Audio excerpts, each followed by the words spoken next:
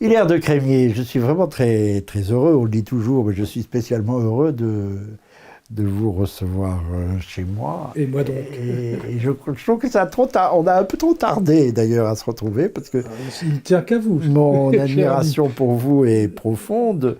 Une bonne partie, peut-être pas tous, de nos fidèles savent pourquoi. Nous sommes tous les deux monarchistes. Oui. Bon. Et vous êtes quand même depuis très longtemps le pilier, le point fixe. Vous ne vous donnez pas tellement de titres à l'Action française. Il n'y a pas de titre, il n'y a pas de président, etc. Si, je suis président d'honneur, paraît-il. Ah, vous êtes président d'honneur. Mais écoutez, monsieur le président d'honneur, je suis très flatté de l'apprendre. En tous les cas, vous n'avez pas besoin de titre. D'honneur, ça veut dire aussi, d'une certaine manière, vous avez un certain âge et donc... Ah, ben vous avez un petit âge maintenant, en effet, mon cher Hilaire. Mais vous êtes en effet un pilier, enfin une figure marquante et depuis très longtemps de l'Action française que vous avez, dont vous avez vu les âges, Oui. qui ont eu des hauts et des bas, Oui. grâce à vous des hauts. Je dois dire d'ailleurs que nous nous sommes retrouvés récemment, cher Hilaire, au camp Maxime Réal de Sarthe, Oui. quelque part en Du côté de Sologne, Vierzon. du côté de Vierzon, et que je suis en admiration devant la jeunesse, l'alacrité, l'acuité intellectuelle, morale, Le dévouement. le dévouement d'une quantité de jeunes dont personne ne parle. Non.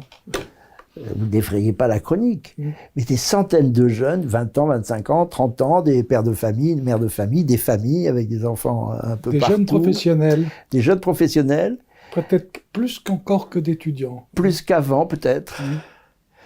C'est-à-dire qui suivent l'Action française, qui entrent jeunes et qui y restent, qui font des enfants. Et il y a une impression de jeunesse au moment où la France traverse la période assez épouvantable Ah que oui. l'on voit.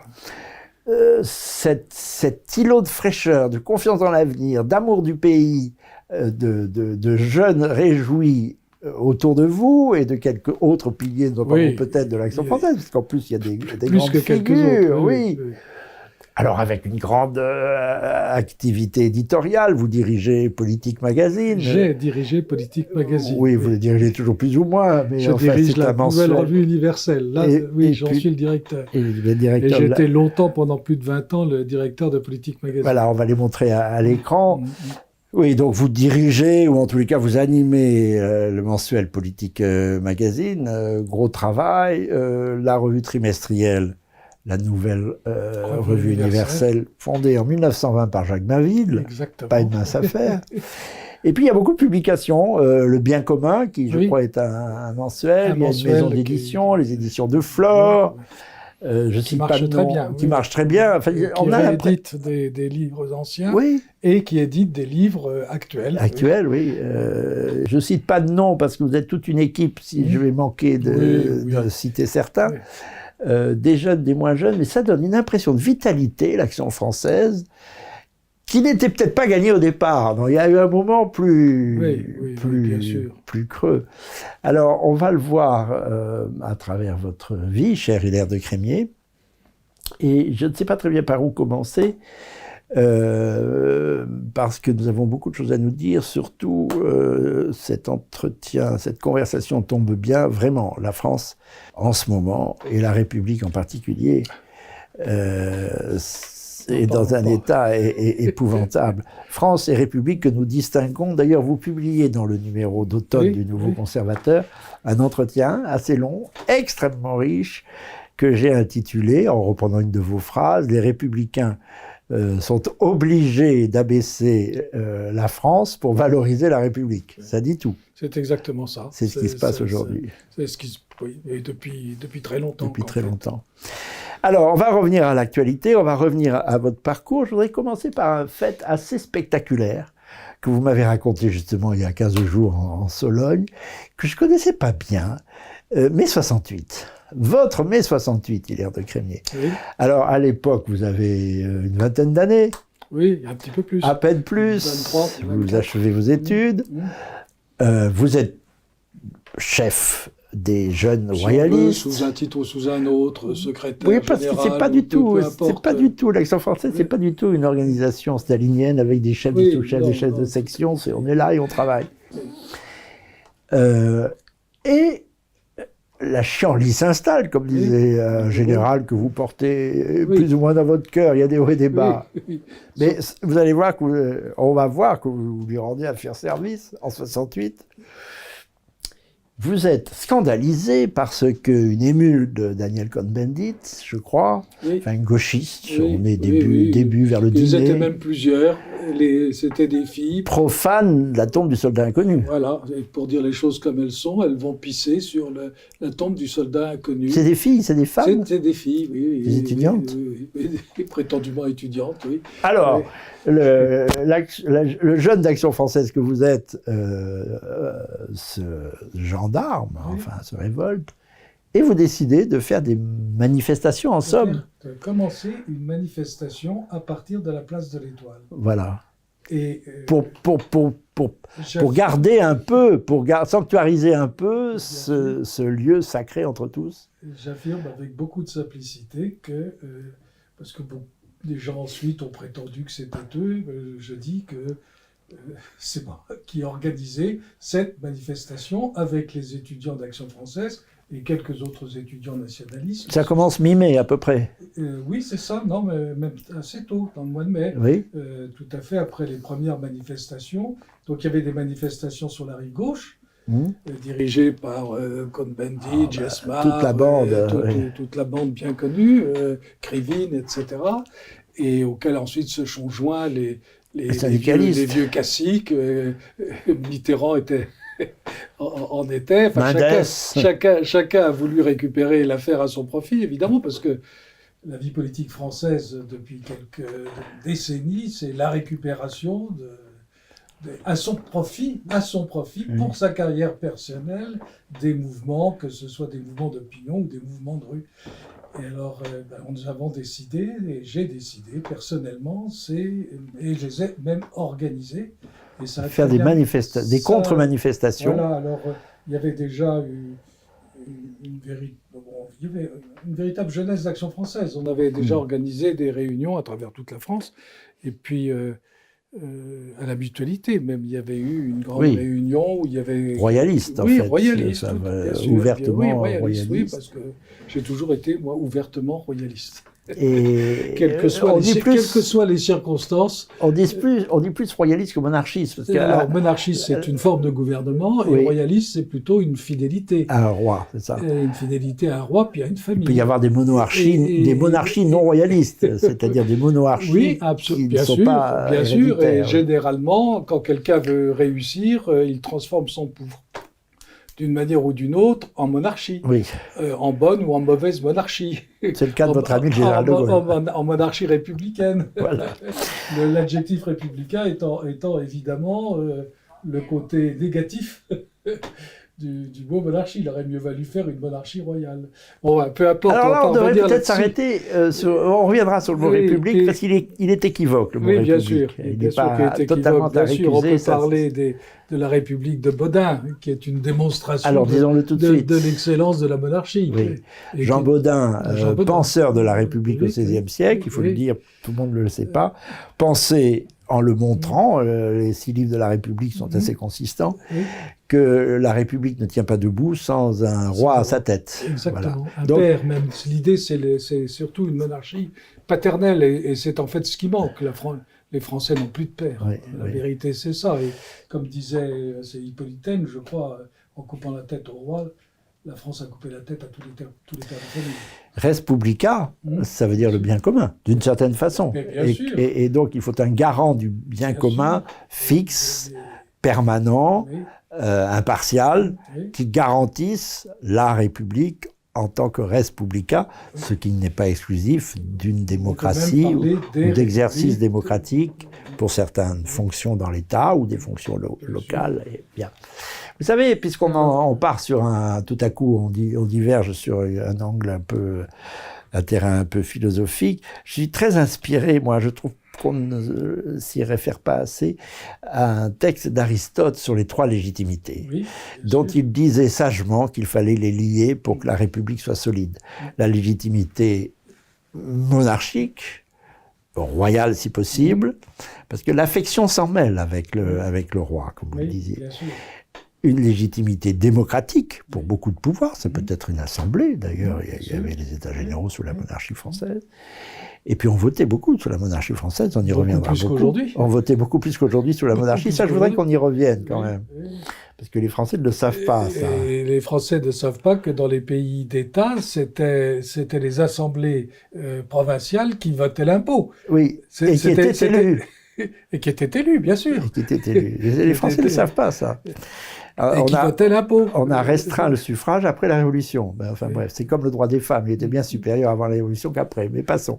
Il y a beaucoup de choses, des préjugés qui ont occupé les esprits et qui les égarent. Et puis il y a une 3e source de légitimité pour Aristote, qui est la source aristocratique aussi. Oui. D'ailleurs, je pense que la Ve République, au moins, on peut lui reconnaître ça, à ses débuts au moins, mélanger ses sources. Il y avait le président de la République, c'était l'élément monarchique. Il y avait évidemment le Parlement et les 2 chambres, et puis le référendum, et bien oublié d'ailleurs par les soi-disant démocrates d'aujourd'hui, qui était l'élément démocratique. Et puis, il y avait un élément aristocratique qui était à la fois peut-être les anciens de la Résistance qui tenaient lieu de phalanges dévouées au bien commun, et puis il y a eu l'ENA aussi, qui était aussi fait pour créer une sorte d'aristocratie au service du bien commun. Qui aurait dû être ça. Qui aurait dû être ça et qui a dérivé ensuite, mais qui aurait dû être ça. Voilà. Tant qu'il y a eu des hauts fonctionnaires qui avaient le sens de la nation, la France a continué à marcher. Elle ne marchait pas en raison tellement de ses institutions, mais plutôt en raison des traditions familiales, des traditions personnelles, que chacun représentait, qui faisait que, d'une manière générale, un ingénieur travaillait bien, un administrateur administrait bien, un préfet faisait son travail de préfet correctement, parce qu'il y avait une sorte de morale publique. Il n'y avait même pas besoin de l'expliciter. Oui, c'était une aristocratie de fait. Elle était là, donc, il ne venait pas à l'idée que l'on puisse sacrifier les intérêts français. C'est depuis quelques décennies que c'est devenu une sorte de mode, au point que dans les réunions internationales, on reconnaît un représentant français par le fait qu'il commence par dire qu'il sacrifie les intérêts français. Oui, c'est ça.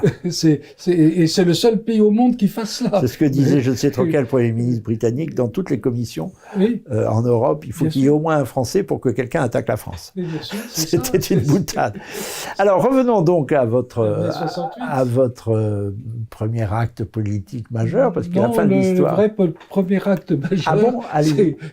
J'avais 13 ans, 14 ans, je me suis fait arrêter sur la voie publique pour manifestation d'Algérie française. Ah. Et j'ai eu l'occasion d'aller plusieurs fois dans les commissariats de police. J'ai commencé très jeune parce que j'appartiens à une famille d'action française qui était très engagée.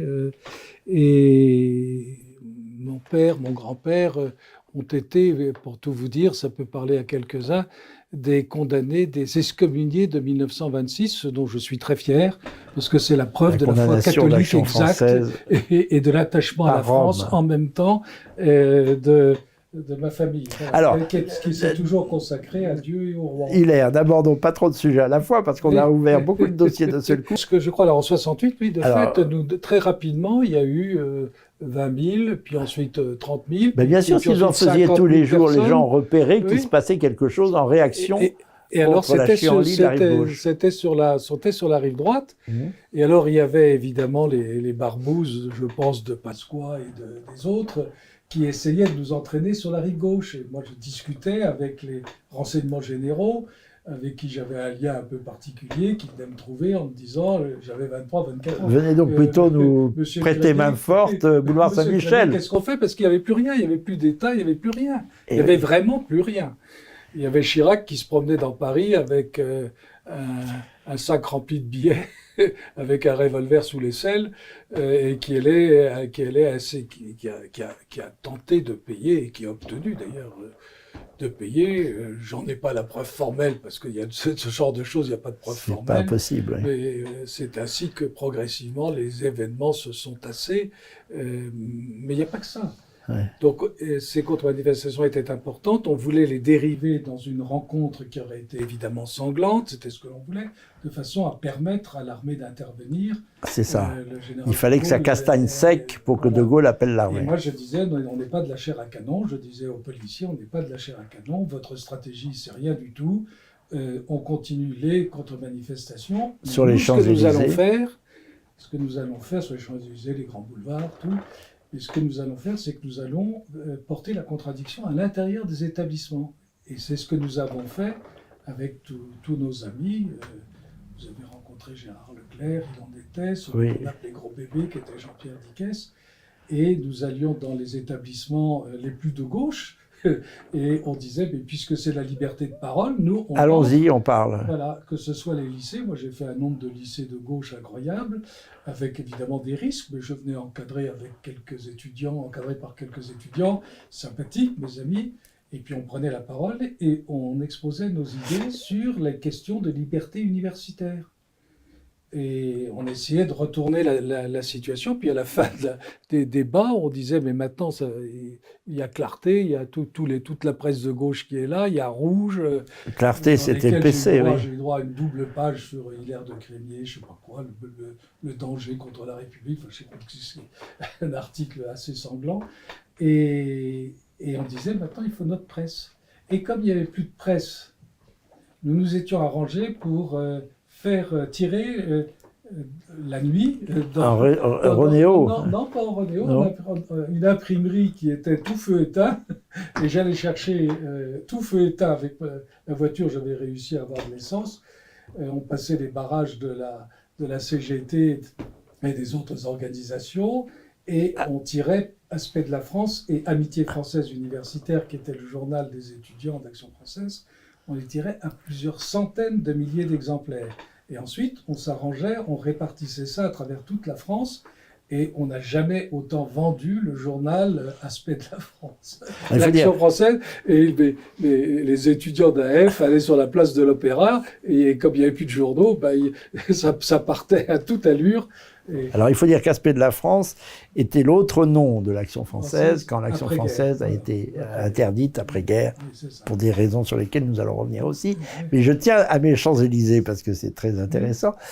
Petit à petit, vos manifestations quotidiennes font boule de neige, tous les jours. Et alors les gens voient que c'est un point de ralliement. La Champs-Élysées, ça suffit, etc., etc. Vous finissez des dizaines de milliers. Ah oui, on était peut-être 200 000 ou 300 000. Et à ce moment-là, un beau jour, je prends moi la décision personnellement d'arrêter. Pourquoi ? Parce que je voyais que nous n'avions plus la maîtrise de la manifestation, parce que c'était au moment où le général de Gaulle reprenait un peu les choses en main, où je savais que Chirac avait donc payé comme il fallait payer de l'autre côté, et je me suis dit, ça va nous échapper totalement et ça va servir à un rebond de quelque chose que pour ma part je ne pensais pas souhaitable. Mais quand même, la fameuse manifestation du 30 mai... Et l'aboutissement. Et l'aboutissement. Vous avez lancé le mouvement quand même. Tous les militants d'Action française ont eu le sentiment ce jour-là d'une spoliation. Oh il est prolongé, alors on a quand même vu Malraux, Debré... On voir en tête tous les gars qui pétochaient pendant les événements et qu'on ne voyait plus. Mais enfin, quand même, vous aviez lancé la réaction du mouvement. Oui. Je me suis posé une question. Vos manifestations des Champs-Élysées vers l'Arc de Triomphe avaient peut-être une réminiscence. C'était peut-être une réminiscence d'une très importante manifestation qui avait eu lieu, mal connue de nos contemporains, mais très intéressante et très spectaculaire, le 11 novembre. Et symbolique.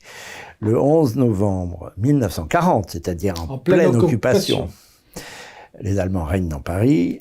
Sur les Champs-Élysées en particulier. Et sur les Champs-Élysées qui était un lieu névralgique. Et voilà que les jeunes royalistes d'Action française, de la Corpo notamment, c'est ça, ceux qui sont organisés à la Corpo de droit autour de personnages dont il faut citer le nom, Jean Epstein Langevin, André Pertusio, qui sont des piliers de l'action française, disparus hélas. André Pertusio avait 100 ans d'ailleurs quand et il racontait encore cette manifestation dont il avait, avec son ami Epstein Langevin, pris l'initiative. Les jeunes décident de faire une manifestation le 11 novembre 1940 en hommage aux soldats inconnus, sur les Champs-Élysées. On ne manifeste pas en pleine occupation, ça s'est vu dans aucun autre pays ici, je crois, à Belgrade aussi, il y avait une occasion de manifestation patriotique. Et ça marche. Oui.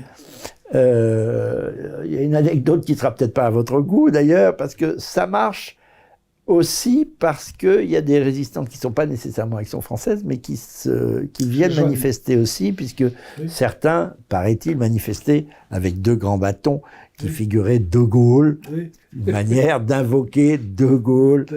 Et d'ailleurs, il y avait parmi eux un autre conscrit, je ne sais pas s'il était vraiment AF, c'était Pierre Lefranc, qui raconte qu'il avait demandé avec 2 ou 3 amis à un fleuriste de confectionner une gerbe avec une croix de Lorraine, symbole classique de la patrie, et que le jour où ils viennent la chercher, alors qu'ils avaient donné 2 francs 6 sous et qu'ils ne s'attendaient pas à quelque chose de très spectaculaire, le fleuriste, comprenant, c'est vous dire l'état d'esprit des Français, de quoi il s'agissait, leur a confectionné une immense gerbe en forme de croix de Lorraine, à telle enseigne que heureusement ils étaient 3 pour la porter, parce qu'elle était immense. C'est vous dire la capacité latente de résistance des Français, contrairement à ce qu'on publie avec Paul-Marie, il faut ajouter qu'aujourd'hui encore, il y a toujours cette manifestation qui est maintenue chaque année. Chaque année. L'AF fait une manifestation en souvenir de,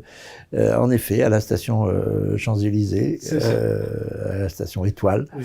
Le 11 novembre, en fin d'après-midi, on se réunit. Très bien. Mais alors, ce qui est intéressant dans cette affaire, c'est que les Allemands étaient sidérés de voir des jeunes rendre hommage aux soldats inconnus, mais en masse. Ça fait plusieurs milliers de personnes aussi. Et ça n'a pas très bien fini, parce qu'au début, ils n'ont pas tellement réagi, puis après, on a vu débouler des colonnes qui venaient du centre de Paris, de la commandanture, des colonnes de soldats, et qui ont tapé assez fort aussi. Il y a eu des blessés. Il y a eu quelques arrestations. Beaucoup d'arrestations et puis des blessés. Est-ce qu'il y avait une réminiscence de ce 11 novembre 40 pour vous? Non, c'était pas ça. Ah oui, si, quand même. Oui, bien sûr. C'était toujours la résistance. Mais bien sûr. Et ça rejoignait aussi les manifestations du 6 février. Voilà. Vous savez, les manifestations, il n'en a pas manqué en France. Qui était plutôt à la Concorde, mais c'était pas loin. Oui, mais c'était pas très loin. C'est pas très loin. D'un mouvement qui, il faut le dire, avait connu un creux après la Seconde Guerre mondiale. L'action française a été interdite, reparée sous le titre, nous le disions, d'Aspect de la France.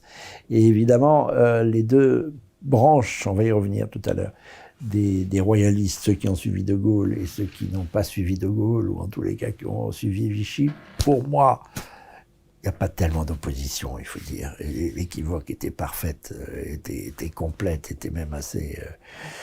il y avait ce qu'on appelait les vichistos-résistants. Il y avait les vichistos-résistants, oui. Le maréchal payait sur sa cassette des crédits pour les mouvements de résistance que nous établissons dans ce numéro sur Pétain et De Gaulle.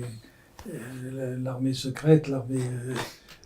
a joué un rôle extrêmement important. Les services secrets de Vichy ont travaillé pour Londres, à la fois Londres de Gaulle et Londres gouvernement britannique, ce que savait très bien le maréchal. Oui, bien sûr, c'est évident. Tout ça est évident et c'est caché. On a témoigné ici à la Juillet il y a quelques semaines. On essaye de créer un manichéisme, mais...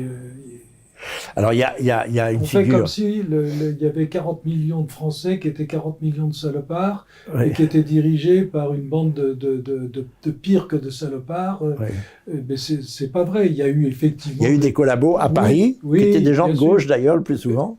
Qui venaient du socialisme, oui. Ou du communisme, comme Doriot. Il faut quand même rappeler que Pierre Laval a été un socialiste toute sa ministre du cartel des gauches. Et quand il a vu la possibilité de faire la grande Europe à la manière dont ils la veulent aujourd'hui.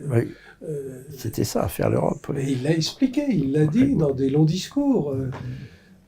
Il faut rappeler que Maréchal Pétain, on le dira jamais assez, a reçu les pleins pouvoirs le 10 juillet 40 de l'Assemblée nationale élue en 36, celle du Front populaire, la même. Exactement. À majorité de gauche. Bien sûr. Alors, ce manichéisme, il faut en sortir. Il y a une figure dont il faut que nous parlions, c'est Daniel Cordier. Je trouve ça très amusant. Daniel Cordier, qui était un très jeune homme d'une vingtaine d'années, qui était le chef de la section des jeunes Roico de Biarritz, je crois, ou Saint-Jean-de-Luz, et qui, apprenant qu'il se passait quelque chose à Londres, trouve un bateau qu'il arrive à prendre au dernier moment et rejoint Londres avec l'idée d'y retrouver et De Gaulle et Maurras. Il était persuadé de retrouver Maurras aux côtés de De Gaulle, ou De Gaulle aux côtés de Maurras. Il le raconte dans ses mémoires. Ben oui.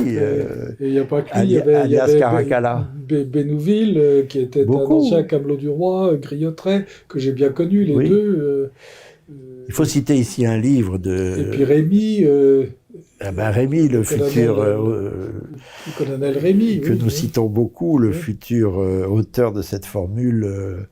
Le bouclier et l'épée, oui. Le glaive et le bouclier, qui est le titre de notre numéro de septembre.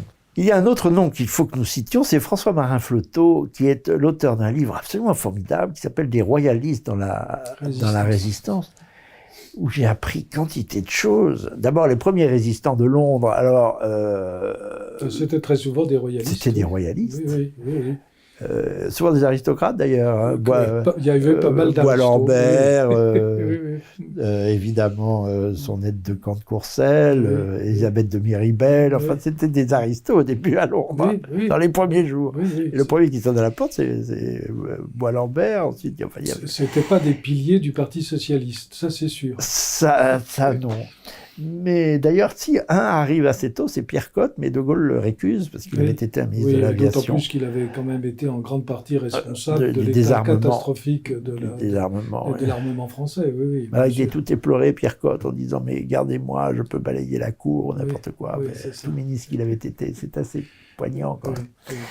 Mais enfin, bref, François Marin-Flotteau, c'est un livre que je conseille, montre le nombre d'initiatives, alors sur place aussi, prises par des royalistes, l'abbé de Dertin, Choiseul-Pralin, un grand pilier de l'Action française qui lance, je crois, le 15 ou 16 juin, un réseau de résistance, avant même l'appel du 18 juin. Oui, c'était le cas aussi en Alsace. Et alors il y a l'Alsace.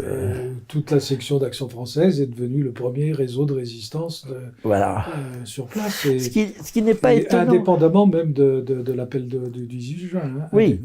C'est constitué de soi-même. Oui. Ce qui n'est pas étonnant parce qu'au fond, l'Action française, quand on la lit entre les deux guerres, est le premier organe de presse à ce moment-là, très important, avec des tirages exceptionnels. On peut dire même que la rive gauche était tenue par l'Action française, en grande partie. Il n'y avait pas le café de Flore. Il n'y avait pas un homme politique un peu intelligent qui ne lisa pas l'Action française tous les matins.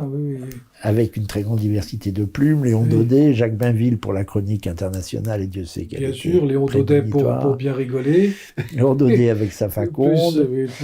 Les grammairiens Lamourette et Pichon. Je les cite toujours, Lamourette et Pichon, grammairiens de l'Action française, parce qu'ils sont tombés en extase devant un jeune docteur de Vienne qui s'appelait Sigmund Freud, car il faut redire, tellement était riche et foisonnante l'Action française, que la première fois que les Français entendent parler de Sigmund Freud, c'est dans l'Action française. Bien sûr, et celui qui a soutenu Proust, c'est Léon Daudet. Léon Daudet, Proust, qui lisait l'Action française, qui écrivait dans l'Action française. Je le dis parce que pendant son centenaire, on a complètement escamoté ça, évidemment. Je lis l'Action française tous les jours, disait Proust, parce que je prends une cure d'altitude mentale. Une cure d'élévation, d'altitude mentale. C'était un très, très grand journal. Et avec beaucoup de liberté, par exemple, les premières chroniques de jazz.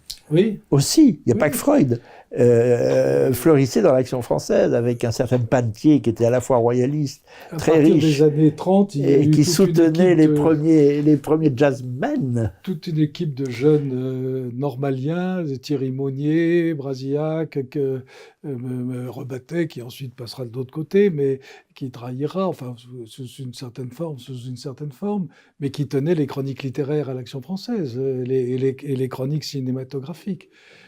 Mauriac disait qu'il lisait l'Action française, par exemple. Oui, pourtant il la détestait. Mais il la lisait. C'était la manière de Mauriac. Oui, il y avait une espèce d'ambiguïté un peu... Bref.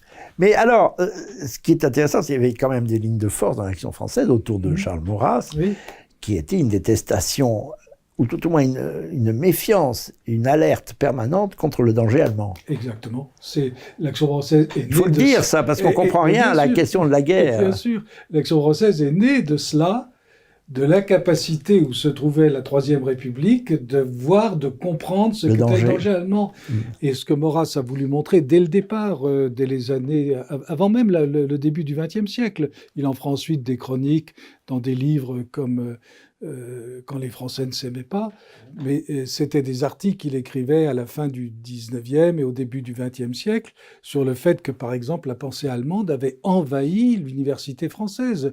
L'auteur de référence était Kant, et les philosophes français étaient des sous-Kant, en quelque sorte. Et tant qu'à faire, Maurras disait, puisque il vous faut un homme d'après la Révolution comme penseur, ou comme équivalent, prenons Auguste Comte. Au moins, il est français. Ou Renan. Oui, prenons Taine, prenons Renan, pour ce qui est de l'histoire. Enfin, des Français, mais parce que ça, c'est français. Maurras ne comprenait pas comment l'intelligence française était vraiment contaminée par un kantisme, et la philosophie allemande en règle générale. Après est venu Hegel, la fameuse philosophie morale indépendante. Oui, bien sûr, la fameuse morale indépendante de Luc Ferry, c'était de la morale kantienne. Et quand vous prenez la raison pratique ou la raison pure de Kant, c'est la destruction de toute métaphysique et de toute notion même de vérité objective. Catholique. Et d'inspiration catholique. Et c'est l'exaltation du subjectivisme, sachant que chaque homme aurait en lui-même de quoi s'imaginer, se façonner à lui-même sa propre morale. Kant consonnait avec l'anticléricalisme de la Troisième République. L'impératif catégorique, on le voit aujourd'hui. Qu'est-ce que ça donne, le coup de couteau dans la cour de récréation? C'est absurde, ça ne tient pas la route. Ça ne tient pas la route. Et alors après, il y a eu ça, il y a eu Hegel, il y a eu Marx.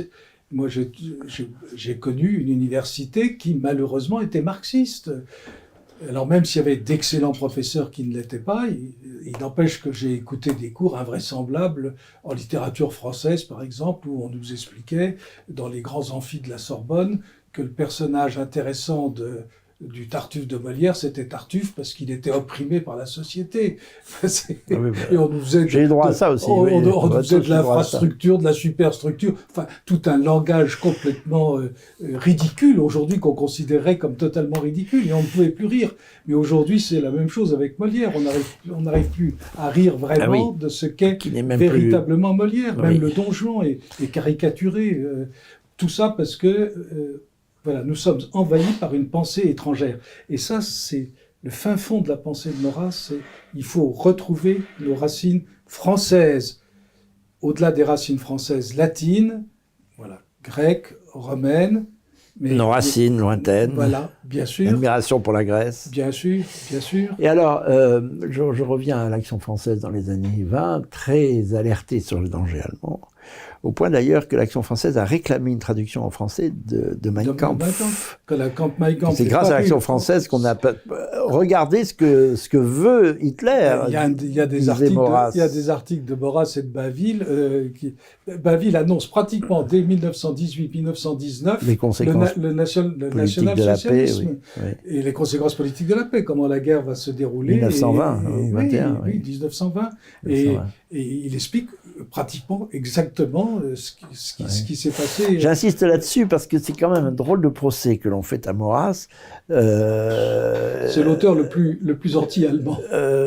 D'avoir été complaisant avec l'Allemagne. Oui. C'est absolument effrayant. Intelligence avec l'ennemi. Oui, intelligence, alors qu'il était le premier à dénoncer. Avec l'ennemi, ça c'est...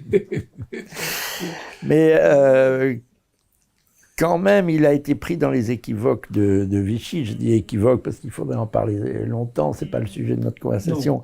Mais Vichy était à la fois, nous l'établissons dans ce numéro du Nouveau Conservateur, sur De Gaulle et Pétain, le glaive et le bouclier.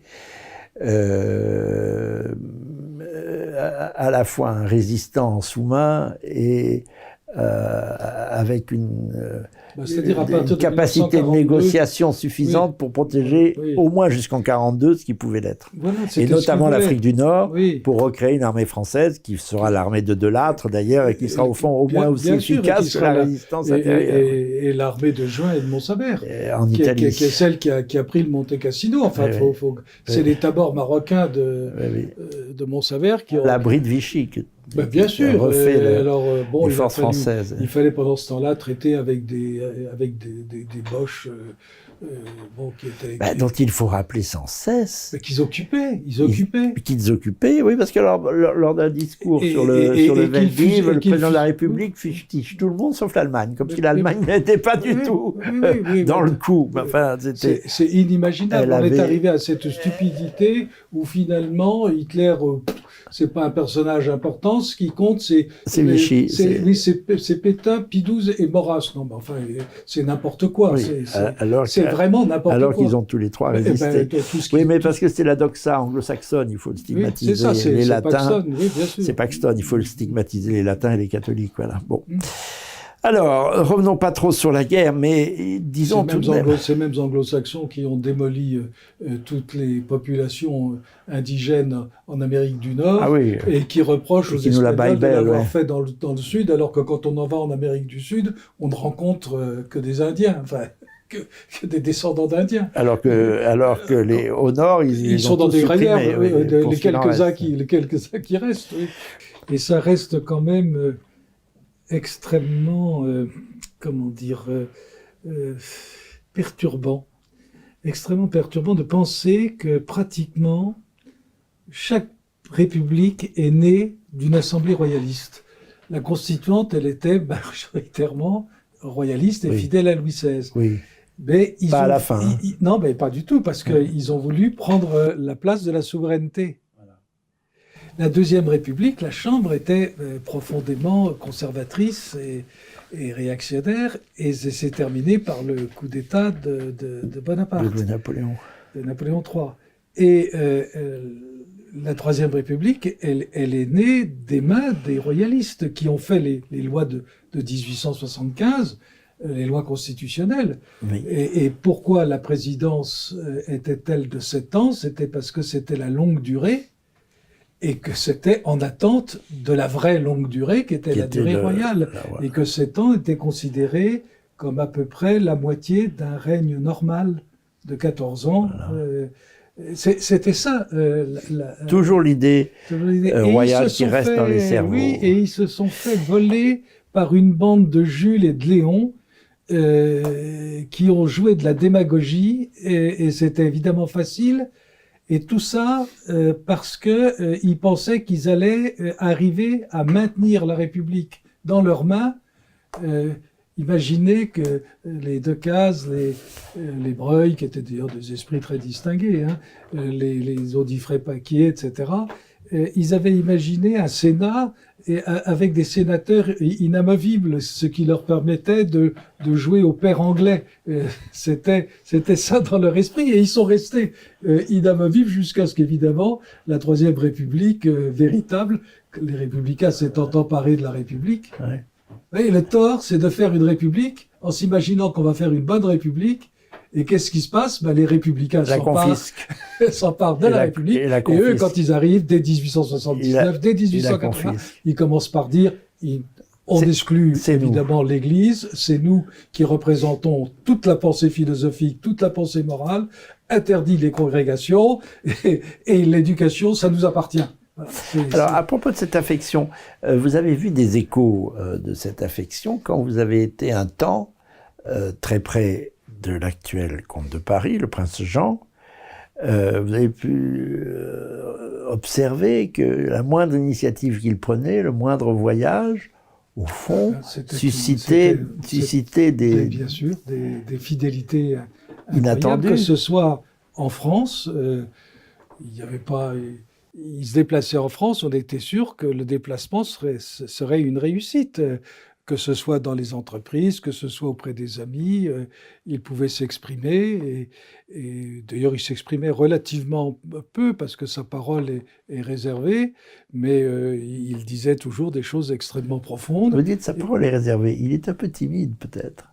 Je vous laisse porter ce jugement. Oui. Alors, nous lui poserons la question. On va dire que ce n'est pas forcément quelqu'un qui est qui danse sur les tremplins pour agiter l'opinion publique, comme font nos démagogues. Nous nous poserons la question prochainement, car je vous annonce que votre successeur dans nos conversations sera justement le prince Jean, qui nous a fait le grand honneur d'accepter le principe d'une conversation à la fin du mois de septembre. Je suis très heureux. Et alors, quand on se déplaçait à l'étranger, c'était presque encore plus beau parce que ça signifiait quelque chose. Au Québec, des foules. Nous étions au 400e anniversaire en particulier. Mais enfin, nous sommes allés plusieurs fois au Québec. Et au 400e anniversaire je ne me trompe pas, j'espère que c'est de la ville de Québec. De la fondation de Québec. Alors évidemment, il y avait tous les représentants de la France, il y avait Juppé, il y avait Ségolène, il y avait tout ça. Et eux, ils attendaient sous la pluie au monument de Champlain. Parce que quand on représente la République française, on ne va pas à la messe. Mais le Québec était encore une nation catholique, donc la journée commençait par une messe avec tous les évêques du Québec et tous les représentants de toutes les villes du Québec et même du gouvernement d'Ottawa. Bon. Et donc du côté français, les chaises étaient vides. Et donc le prince Jean était au premier rang, comme j'étais à côté de lui. Et donc l'évêque s'est naturellement tourné vers lui. Et quand nous sommes sortis, je revois encore le maire de Québec et le maire de Montréal, qui était celui qui avait reçu d'ailleurs le général de Gaulle à Montréal. Drapeau. Oui, et il était là, et avec sa voix de stentor, et quand on est sorti, on a remonté l'avenue, il y avait une foule considérable de Québécois, les mères tendaient leurs enfants, et il y avait le maire de Montréal qui avait cette voix extraordinaire et qui hurlait « Je vous présente le prince Jean de France, le duc de Vendôme, le dauphin de France ». Et les acclamations, et on est arrivé, il a fallu évidemment à ce moment-là que Juppé, Ségolène et tout ce monde-là viennent saluer le prince Jean. Oui. Et chacun lui a donné du Monseigneur, d'ailleurs comme il Quelques années plus tôt, d'ailleurs, pour marquer la commune appartenance à la monarchie française du Québec et de la France métropolitaine, le comte de Paris avait fait un voyage avec ses deux petits-enfants, Jean et son frère Eudes. Ils ont été reçus notamment par les Bosserons dans la province de la Beauce, avec une émotion indescriptible. C'était exactement en 1987 pour marquer le millénaire capétien. Ça faisait un millénaire que Capet avait été couronné. Pour eux, c'est l'histoire de France. Et en Louisiane, l'accueil a été absolument comparable. Nous sommes allés chez les Indiens Houma, et les Indiens Houma ont reçu le prince Jean comme le roi de France. La même chose au Liban. Nous sommes allés jusqu'au fin fond de la Bekaa. La Bekaa. Chez Daloun, la plaine derrière. Chez Daloun. Et il a été reçu mais par tout le monde, également dans le Chouf, derrière le par Liban. Wally Djounblat, et puis il a été reçu au Maroc, en Tunisie, enfin, et dans tout. Il y a encore une aura. Oui. D'ailleurs, le général de Gaulle a utilisé le grand-père de l'actuel comte de Paris, Henri, il l'a utilisé pour des missions diplomatiques, ça c'est peu, il l'a envoyé au Proche-Orient, il l'a utilisé au Proche-Orient, au Moyen-Orient. Ça dépend comment on l'appelle, oui. Oui, en Extrême-Orient aussi. Et on peut dire que le général de Gaulle avait une révérence particulière tout de même. Ah, oui. Pour la maison de France. Il était d'une famille d'Action française, d'une famille royaliste, de toute façon, indépendamment même de l'Action française, comme la mienne. Moi, ma famille était royaliste de toute façon, elle l'a toujours été. Est-ce que vous ajoutez foi à ceux qui disent, il y a beaucoup de témoignages, c'est très intéressant, pour être intarissable là-dessus, que le général de Gaulle a tenté, ou tout le moins a songé, dans les deux sens du mot songer. Il faut songer, c'est faire un songe, et c'est penser à rétablir la monarchie, et poussant le comte de Paris vers la candidature en 65, Et qu'est-ce qui s'est-il passé là? En fait, on n'en sait rien. Enfin, moi, je n'en sais rien. Je prétends pas me substituer à la conscience des hommes. Je crois que le comte de Paris a eu le sentiment quand même s'il ne l'a pas vraiment exprimé, mais j'ai connu des conseillers du prince qui m'ont fait des confidences à ce sujet-là, il a eu le sentiment quand même d'une duperie. Mais j'ai une autre interprétation. C'est très difficile à dire parce qu'en même temps, Charles de Gaulle était très réaliste d'un certain point de vue, même à mon avis trop, par conséquent, il s'est dit si jamais on fait un essai et puis que ça échoue, qu'est-ce qui se passe après? Voilà, et c'est vrai. C'était bien la question. Le comte de Paris, mais c'était pas facile parce que la télévision n'obéissait pas. Elle obéissait plus à Pompidou qui était opposé au projet. C'est vrai qu'on puisse dire. Il y avait aussi Debré qui était très opposé. Les deux premiers ministres. Mais il y avait des ministres favorables comme Edmond Michelet, très favorable à la Restauration, qui poussait le général de Gaulle dans l'autre sens. Foyer également. Jean Foyer, garde des Sceaux, bien entendu. Marie-France Garot nous raconte des choses. Elle était au cabinet de Jean Foyer à l'époque. C'était ses premiers pas, qui vont tout à fait dans le sens des efforts du général de Gaulle pour mettre en piste le comte de Paris, lui demandant de passer à la télévision. Il y avait des émissions de télévision pour qu'il se fasse connaître. Il a tenté de le placer à la tête de la Croix-Rouge, mais le titulaire de la présidence de la Croix-Rouge, André-François Poncet, n'a pas voulu démissionner.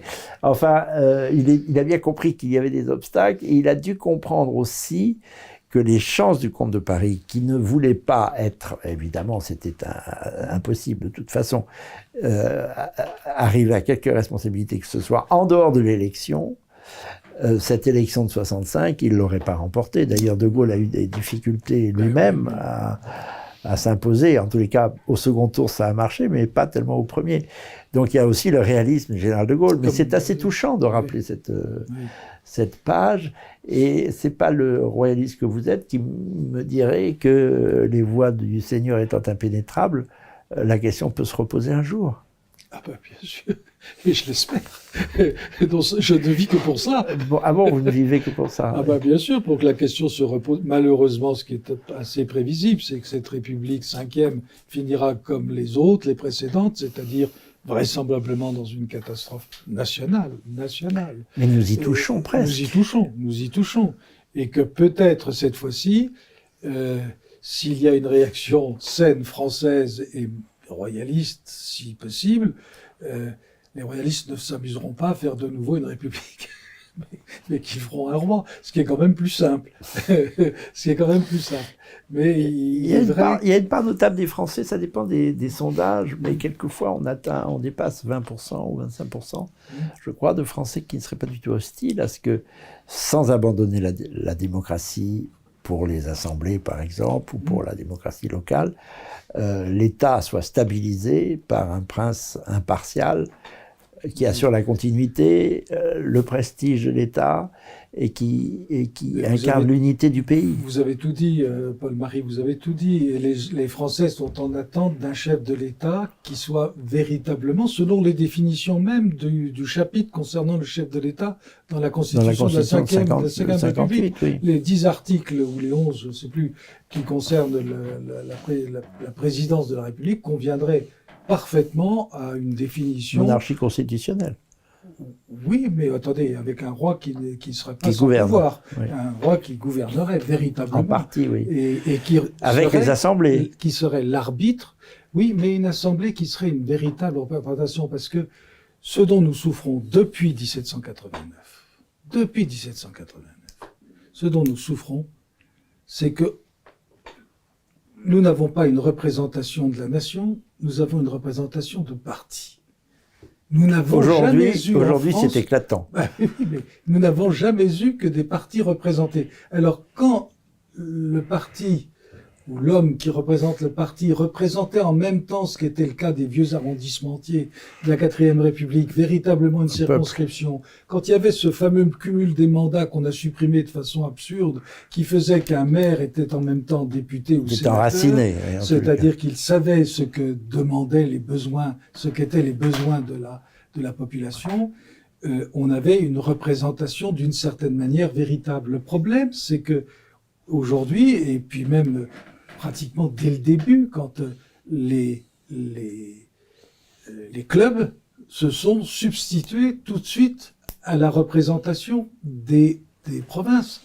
À l'origine, les États généraux, et tout de suite, ce sont les clubs qui se sont qui ont pris la place et c'est celui qui dominait le club, députés aux États. C'est celui qui dominait le club qui ensuite dominait l'Assemblée et qui ensuite dominait le comité. La confiscation de la légitimité populaire. Exactement. Car il faut dire que la monarchie répond à la légitimité populaire pure et simple. Exactement. Et c'est ce qui s'est fait sous toutes les républiques. C'est-à-dire, il y a eu une captation par les partis. Et il ne faut pas dire que les autres démocraties sont à cette image.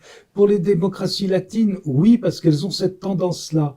Mais les anglo-saxons, la distribution traditionnelle entre les Tories et les Whigs et les conservateurs et les populaires, c'était autre chose. Il y avait en réalité par derrière une représentation réelle de ce qu'étaient les régions d'Angleterre. Il n'y a que chez nous.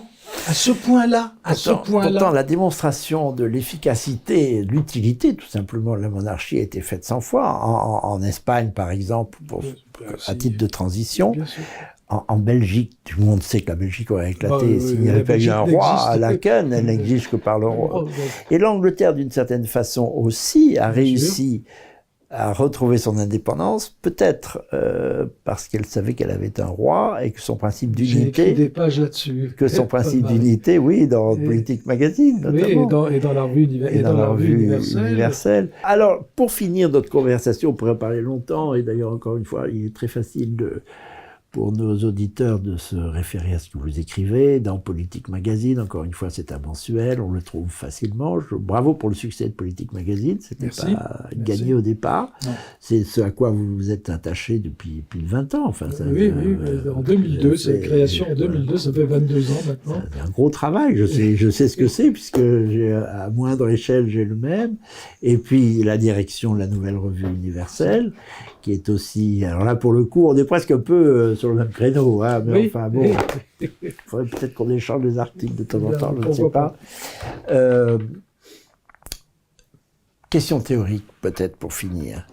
Pour les Français, il y a une confusion, et elle mérite un peu, à moi plus que vous, entre la tradition royale et la pensée de Charles Maurras. Vous me direz, mais c'est la même chose.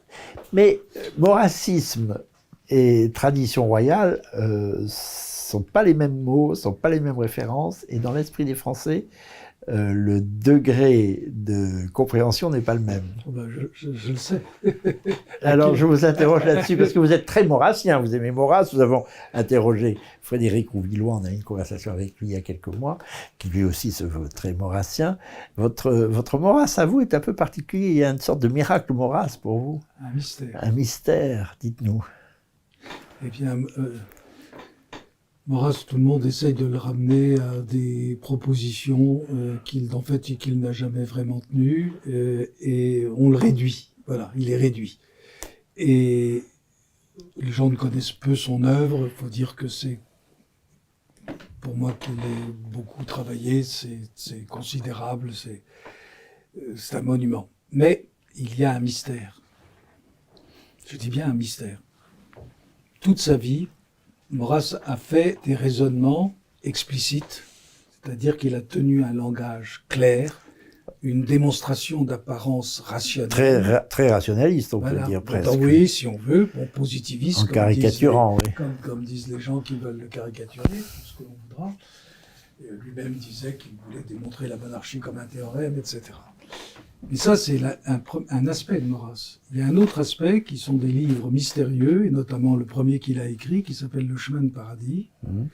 Et puis toute sa poésie à travers oui, il y a des textes très poétiques de Maurras. Des poèmes admirables qui généralement n'ont pas été très bien compris, ou qui n'ont pas été compris même du tout.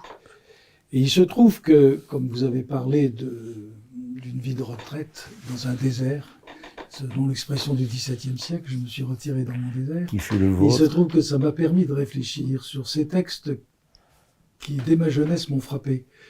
Je les ai appris par cœur. Je connais la poésie de Maurras, pour ainsi dire, par cœur. Voilà, pardonnez-moi de dire ça, mais avec simplicité. Vous avez quelques vers en tête? Ah bah bien sûr, oui. Un exemple, pardon de vous couper. Tu naquis le jour de la lune et sous le signe des combats. Le soleil n'en finissait pas de se lever sur ta lagune. Le vent d'ouest au seuil béant de ta maison sur le rivage a modulé son cri sauvage et les appels de l'océan. Mais tu n'as pas quitté ton île, ni fait bataille sur la mer. Jamais la gloire du vrai fer n'a brillé dans ta main débile. Tu ne peux être matelot que d'imaginaires espaces, où plus qu'ailleurs, l'aube fugace est lente à poindre sous le flot. Darde au zénith la flamme torse des volontés de ton destin. Dans les angoisses du matin, quelle nuit lente use ma force. Je ne le connais pas comme poète, Maurras. Pompidou prétendait qu'il n'était pas poète, mais parce que je pense que Pompidou n'avait pas vraiment compris le fin fond de la pensée de Maurras, parce que cette poésie, elle est admirable et elle dit énormément de choses. Mais Pompidou a cité un texte de Maurras qui est l'étranger lors d'une conférence de presse en 72, je crois. Et il l'a cité dans son Eugordien. Il a rentré et il l'a cité dans son ouvrage. Il a honoré Maurras. Il a honoré Maurras. Ce qui n'est pas le cas de tout le monde. Non, parce que en général, les gens qui parlent de maurassisme oui. n'ont pas lu une ou de maurassien, n'ont pas lu une ligne de Maurras. Alors je reviens à mon affaire. Oui, alors. Par exemple, dans ce chemin le mystère, écrit en 1893-94, qui sera publié en 1895, mais bon, peu importe les dates, en réalité, Maurras a rassemblé 9 contes, 10 païens, qui seront présentés comme des contes philosophiques, mais qu'il a présentés dans un premier temps comme des contes et des mythes et fabliaux, et dans lesquels il a exprimé, sous forme de contes d'allure ancienne, grecque, il a exprimé une pensée extrêmement profonde. Alors je l'exprime en quelques mots, parce que je pense qu'il faut que l'entretien arrive à son terme, mais que c'est passionnant. En 1892, il a vu l'Église reconnaître la République comme la forme du gouvernement, non seulement admissible, mais qu'il fallait que les Français reconnaissent. À partir du moment où l'Église reconnaissait la République, c'était un absolu de la révélation qui s'inclinait devant un autre absolu, ce que le pape Léon XIII n'a pas perçu dans un premier temps, incontestablement, qui était l'absolu de la République. Et ça, la République, d'ailleurs, l'a fait savoir à Léon XIII très rapidement, bien sûr. Ça, par un anticléricalisme invétéré. Oui. Bien sûr, c'est achevé en 1905, mais par les inventaires et par la séparation de l'Église et de l'État. Mais ce que Maurras a vu, dès ce moment-là, et qu'il a traduit sous forme de contes cryptés, c'est-à-dire allégoriques, c'est-à-dire symboliques, il a montré que cela aurait des conséquences extrêmement graves pour l'Église, qui serait amenée progressivement, si elle voulait continuer son ralliement à la République, ce qu'elle a fait, ce qu'elle a voulu faire, ce que certains membres ont voulu faire, elle serait amenée à amoindrir la révélation, c'est-à-dire sa propre doctrine, qui lui vient non pas d'elle-même, mais qui lui vient de Dieu lui-même, qui s'est incarné pour cela. Elle serait amenée à l'amoindrir, cette doctrine. Et pour Maurras, ce qui était infiniment grave, c'est que la France ne pourrait pas se relever, puisque la solution royale deviendrait impossible, puisque les plus hautes autorités magistérielles communiaient dans l'idée républicaine. Et qu'il fallait respecter cette forme de gouvernement qui était... L'Église étant indifférente à une forme de gouvernement, ce qui est impossible. Elle ne peut pas être indifférente. Il y a un mal, il y a un bien, il y a un vrai, il y a un faux, et il est impossible pour un homme normal d'être indifférent au bien et au mal. Au bien et au mal, au vrai et au faux, et au beau et au laid. C'est impossible. Et donc Maurras l'a dit dès 1894. Il y a certains contes qui datent de l'année 1893. C'est-à-dire qu'il a vu les premières échéances. Oui. Lui, il avait 24 ans. Oui. Il a vu les premières échéances et il a anticipé. Et dans certains récits, il se projette dans l'avenir et il se voit lui-même, après sa mort, tenant un discours à la France qui n'aura pas compris la vérité de son message. Et voilà, au cap incomparable où sans nous être aimés, nous nous sommes compris, et sans avoir osé descendre jusqu'à la version déclarée, nous avons reconnu la différence de nos cœurs. Je suis revenu seul pour songer à vous, mon ami. Et c'est extraordinaire. Et toute sa poésie tourne autour de cette idée, sur cette allégorie. Il y a une femme mystérieuse qui est toujours présente, et cette femme mystérieuse, c'est comme Alain Chartier, c'est la France. C'est comme chez Ronsard, c'est la France. C'est la France à qui il parle, la France qui devrait être la plus belle, qui est la plus intelligente, qui devrait tout comprendre, et à qui des instituteurs, sous le faux nom de Jésus-Christ, apprennent des leçons qui la détournent de sa véritable vocation, qui est une vocation royale, nationale et même mondiale. Et alors, il termine une de ses œuvres de poésie, Maurras, oui. Par un poème qui en fait, on l'a dit manichéen, alors vous avez des curés démocrates qui ont dénoncé le manichéisme de Maurras. En réalité, il parle de la France. Essence pire que le pire, ou meilleur que le meilleur. Quelle est la langue qui peut dire les deux abîmes de ton cœur? Mais à ce double sanctuaire, déesse ou monstre, ô seul esprit de mon ombre et de ma lumière, l'unique hommage soit inscrit. C'est à la France qui est le meilleur des modèles et qui peut être le pire, et de fait, la France de la Révolution, elle a donné son modèle à Lénine, à Staline, à Mao, à Pol Pot.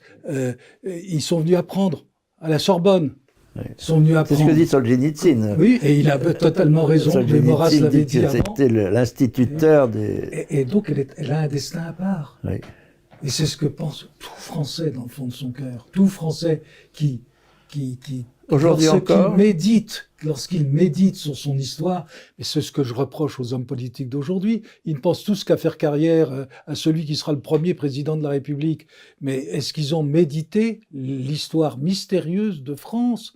Enfin, l'histoire qui comporte Clovis, Saint-Louis, Jeanne d'Arc, que sais-je. Enfin, c'est une histoire qui est unique au monde. Mais beaucoup ne pensent même pas à la perpétuer. Oui, mais Maurras pensait à la perpétuer, c'est son mystère, et il a vécu avec ça, avec, j'allais dire presque le mot d'apparence, de non-foi, mais il disait qu'il n'avait pas la foi. Mais c'est un autre mystère dans lequel je n'entre pas et que je ne prétends pas expliquer. Ce que je prétends expliquer, c'est le sens de ces paroles mystérieuses. Ça, oui. Mais pourquoi ? Vous savez, je ne sais plus si c'est Malraux ou le général de Gaulle qui disait, cette phrase est un peu connue, mais j'aimerais savoir ce que vous en pensez. De Gaulle, Maurras est devenu fou à force d'avoir raison. C'est de Gaulle qui a dit ça. C'est de Gaulle qui a dit ça, dans les chaînes qu'on avale, oui, je crois. Oui, c'est ça, oui. Que pensez-vous de cette phrase ? C'est des phrases à la de Gaulle, c'est-à-dire qu'elles ont une certaine forme d'intelligence, mais elles sont terribles parce qu'elles évacuent un problème oui. en prétendant le traiter. Et en fait, mais ils ne pouvaient pas savoir. Le problème est entier. Le problème est entier, absolument. Et aujourd'hui, où la caricature de la République est pure et parfaite sous nos yeux, oui. Parce qu'on a l'impression d'une situation caricaturale, des partis partout, un oubli parfait du bien commun, chacun joue pour ce soi. On aura un Premier ministre. Oui, le jour où nous enregistrons, mais pour l'instant, nous avons un gouvernement démissionnaire. J'ai envie de dire, mais ça fait 40 ans que nous avons un gouvernement démissionnaire. Quid no oui, et rien de neuf. Et c'est pour ça qu'ils préfèrent ceux qui nous dirigent, ils préfèrent l'Europe d'une certaine manière, parce que là, on ne démissionne pas. En réalité, c'est un projet qui se poursuit et qui se résout entre techniciens. Donc on fait des textes, et surtout, personne ne vient contester votre autorité, puisque votre autorité n'est pas contestable. Question pour finir ou pour ne pas finir, parce que c'est une question à laquelle on ne peut pas répondre, je vous la pose tout de même, Hilaire de Crémier, en vous remerciant de vous être si bien plié à cette aimable conversation. Nous avons épousé bien des champs, un peu en zigzag, mais c'est la règle du jeu. La République aujourd'hui se caricature dans des proportions assez sidérantes. Nous disions tout à l'heure que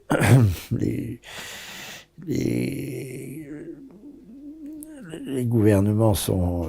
on a affaire à un gouvernement démissionnaire, mais ils sont démissionnaires depuis longtemps dans le gouvernement.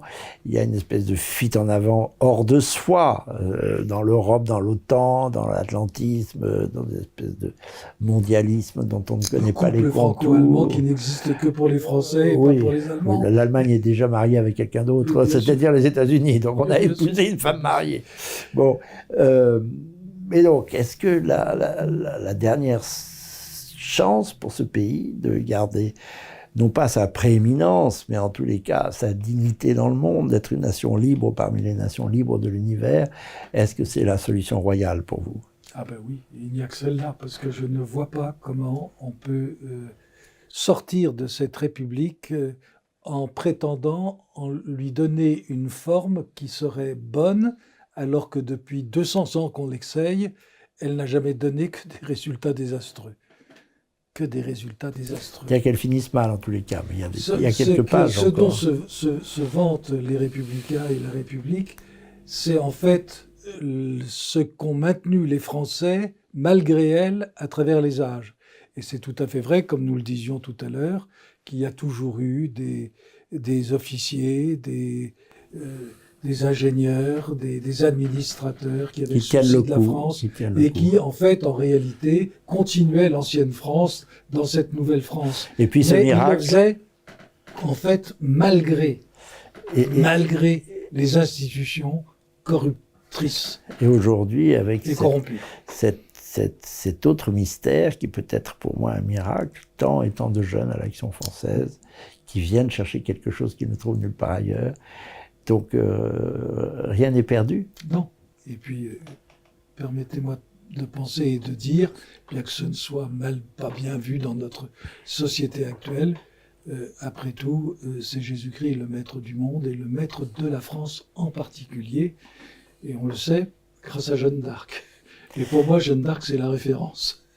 Merci beaucoup, Hilaire de Crémier, pour cette conversation et à bientôt. À bientôt, Paul-Marie. C'est moi qui vous remercie. Bonne soirée.